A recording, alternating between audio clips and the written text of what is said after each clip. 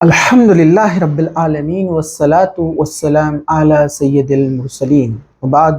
اعوذ باللہ من الشیطان الرجیم بسم اللہ الرحمن الرحیم وما ارسلناک الا رحمۃ للعالمین وبعد رب اشرح لی صدری ویسر لی امری واحلل عقدۃ من لسانی یفقہوا قولی اما بعد۔ تمام تعریفیں اللہ کے لیے ہیں اور درود و سلام ہو محمد رسول اللہ صلی اللہ علیہ وسلم پر۔ محمد صلی اللہ علیہ وسلم کون ہیں؟ آپ کیا تھے؟ اس دنیا میں آپ کے آنے کا مقصد کیا تھا؟ محمد صلی اللہ علیہ وسلم کے بارے میں چند باتیں آپ کے سامنے آج رکھی جائیں گی۔ محمد صلی اللہ علیہ وسلم، آپ کا جو جنم ہے یعنی آپ کی جو پیدائش ہے 571 عیسوی یعنی AC، یہاں پر آپ کا جنم مکہ میں ہوا۔ آپ مکہ کے رہنے والے تھے۔ بچپن ہی سے آپ ان تمام چیزوں سے دور تھے جو مشرکین مکہ کیا کرتے تھے، یعنی سورج، چاند، پتھر، ستارے وغیرہ کی وہ جو ہے پوجا اپاسنا کرتے تھے۔ محمد صلی اللہ علیہ وسلم ان چیزوں سے دور تھے۔ جیسے جیسے آپ بڑے ہوئے آپ نے دیکھا یہ پتھر، یہ لکڑی اور یہ سورج اور یہ چاند یہ خدا نہیں ہو سکتے، اور اپنے رب کی تلاش میں یہ جو ہے غار میں جا کر، کیوز میں جا کر بیٹھتے اور سوچ وچار کرتے۔ محمد صلی اللہ علیہ وسلم نے تجارت کے ہنر سیکھے، اور آپ حضرت خدیجہ ان کے پاس جو ہے جاب یعنی نوکری کیا کرتے تھے۔ آپ کی ایمانداری دیکھ کر حضرت خدیجہ جو کہ ایک بزنس وومن تھی، اس نے آپ صلی اللہ علیہ وسلم کے گھر والوں کو نکاح کا پیغام بھیجا اور محمد صلی اللہ علیہ وسلم نے ان سے شادی کی۔ اس کے بعد جو ہے محمد صلی اللہ علیہ وسلم اس فکر میں لگے رہتے کہ میرا رب کون ہے، کس نے ہم سب کو پیدا کیا اور ہمیں کہاں پر جانا ہے۔ اور آپ سبھی جانتے ہیں کہ اللہ سبحانہ و تعالی انسانوں میں سے ہی ایک اچھے اور نیک انسان کو چنتا ہے، سلیکٹ کرتا ہے اور اسے اپنا رسول بناتا ہے۔ رسول کہتے ہیں میسنجر کو، یعنی اللہ تعالیٰ اپنے پیغامات لوگوں کو گائیڈنس کے لیے ایک ایسے شخص کو چنتا ہے جو انسانوں میں سب سے اچھا انسان ہوتا تھا۔ تو محمد صلی اللہ علیہ وسلم کو ہی اللہ سبحانہ و تعالیٰ نے اپنا رسول بنا کر جو ہے انسانوں کے لیے بھیجا۔ ایک دن آپ جب ایک غار میں اور کیو میں بیٹھے ہوئے تھے، تب وہاں پر جو ہے فرشتہ یعنی جبرائیل علیہ السلام آئے اور انہوں نے کہا اقرا، کہ پڑھو۔ اور قرآن کی یہ پہلی سورت کی سورہ اقرا جو ہے، سورہ علق کی جو ہے 5 آیتیں، 5 پنکتیاں اس ٹائم نازل ہوئی، یعنی اس کا اوترن ہوا، اور محمد صلی اللہ علیہ وسلم کو یہ خوشخبری بتائی گئی، سنائی گئی کہ آج سے آپ کی ذمہ داری ہے لوگوں تک اللہ کا پیغام پہنچانا، یعنی ان کو ستیہ مارگ کی طرف گائیڈ کرنا۔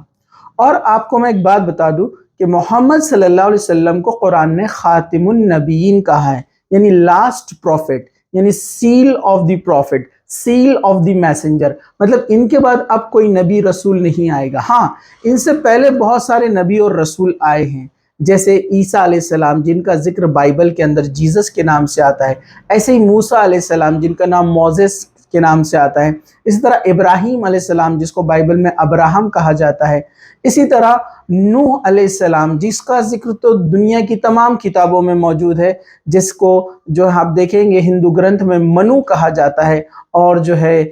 نوح کہا جاتا ہے بائبل کے اندر، اور قرآن میں نوح علیہ السلام۔ تو ایسے پریشت محمد صلی اللہ علیہ وسلم کی ایک حدیث ہے، یعنی ان کی جو سیئنگ ہے کہ اللہ تعالیٰ نے اس دنیا میں جو ہے 1.25 لاکھ سے زیادہ پیغمبر بھیجے،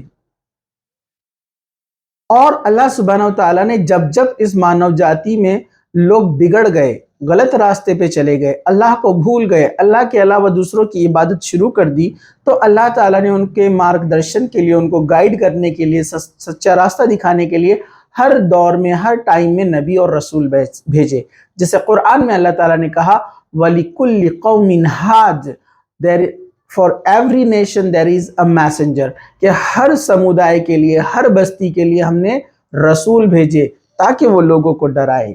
غلط چیزوں سے اور اچھی چیزوں کا ان کو حکم دے، اور ان کو خوشخبری اور گڈ نیوز دے، کس چیز کے لیے؟ جنت کی۔ تو اللہ سبحانہ و تعالیٰ نے اس طرح نبی اور رسول بھیجے، جس کی آخری کڑی جو ہے محمد صلی اللہ علیہ وسلم تھے۔ نبی کے آنے کا مقصد یعنی محمد صلی اللہ علیہ وسلم کیوں بھیجے گئے؟ اللہ تعالیٰ نے سورہ نحل آیت نمبر 36 میں کہا وَلَقَدْ بَعَثْنَا فِي كُلِّ أُمَّةٍ رَسُولًا أَنِ اعْبُدُوا اللَّهَ وَاجْتَنِبُوا الطَّاغُوتَ، ہم نے ہر امت میں ایسا پیغمبر یعنی میسنجر بھیجا ہے جو صرف ایک اللہ کی عبادت کرنے کے لیے اور طاغوت یعنی فالس ڈائٹی، فالس گاڈ سے بچنے کا حکم دیتے تھے۔ اسی طرح اللہ تعالیٰ نے ان کو خاتم النبیین کہا کہ ان کے بعد اب کوئی نبی یا میسنجر نہیں آئے گا۔ وَمَا كَانَ مُحَمَّدًا آبَاءَ أَحَدٍ مِّن رِّجَالِكُمْ وَلَكِنْ رَسُولَ اللَّهِ وَخَاتِمُ النَّبِيِّينَ، سورہ الاحزاب آیت نمبر 40، کہ تمہارے مردوں میں سے محمد صلی اللہ علیہ وسلم کسی کے باپ نہیں ہیں، وہ اللہ تعالیٰ کے رسول ہے اور خاتم النبیین ہے، یعنی اللہ کے میسنجر ہے اور seal of the prophet, seal of the messenger ہے، ان کے بعد کوئی نبی اور رسول نہیں آئے گا۔ یہاں پر ان شارٹ ہمیں پتہ چلا کہ محمد صلی اللہ علیہ وسلم جو ہے انسان ہی تھے اور ان کا جنم ہوا 571 عیسوی میں، اور یہ اللہ سبحانہ وتعالیٰ کے چنے ہوئے بندوں میں سے ہیں جن کو اللہ تعالیٰ نے اپنا جو ہے رسول بنا کر بھیجا لوگوں کے مارگدرشن کے لیے، لوگوں کے ستیہ مارگ کے لیے۔ محمد صلی اللہ علیہ وسلم صرف مسلمانوں کے لیے نہیں بھیجے گئے بلکہ پوری مانو جاتی کے لیے بھیجے گئے۔ جیسے میں نے کہا کہ ہر امت میں اللہ تعالیٰ نے رسول بھیجے، ہر سمودائے میں رسول بھیجے، ہر سمودائے میں میسنجر بھیجے،